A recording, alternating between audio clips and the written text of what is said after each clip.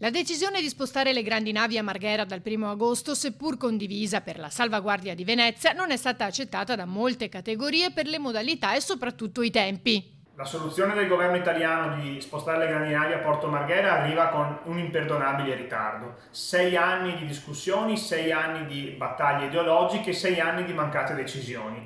Ovviamente chi paga questo ritardo oggi sono i dipendenti, i lavoratori, le imprese del porto che si vedono da un giorno all'altro chiudere l'intero terminal passeggeri nella più grande incertezza. Ancora non si sa infatti cosa dovranno fare le compagnie crocieristiche entro il 1° agosto, perché l'approdo ovviamente non è ancora funzionante e manca meno di un mese, con pesanti conseguenze sia dal punto di vista economico che da quello occupazionale. Secondo l'assessore veneziano al turismo, sono 3 le cose fondamentali da fare. Indennizzare tutta la filiera, non solo le compagnie da crociera o il terminal, ma tutti i lavoratori che lavorano col porto, ormeggiatori, piloti, agenti, portabagagli, tutta la filiera portuale che a Venezia dà lavoro a centinaia e migliaia di persone.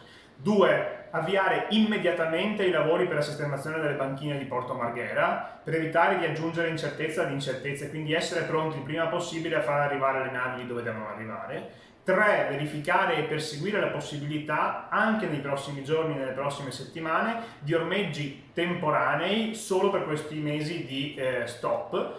E inoltre sarebbe opportuno e urgente valutare immediatamente anche la prosecuzione di una linea di collegamento tra Porto Marghera, dove le navi si fermeranno, alla Marittima. La Marittima è un porto a moderno con molti investimenti fatti, sarebbe sciocco perderle. Le grandi navi arrivino a Porto Marghera, le piccole navi arrivino in Marittima, ma si tuteli la crocieristica in città, si tutelino i posti di lavoro.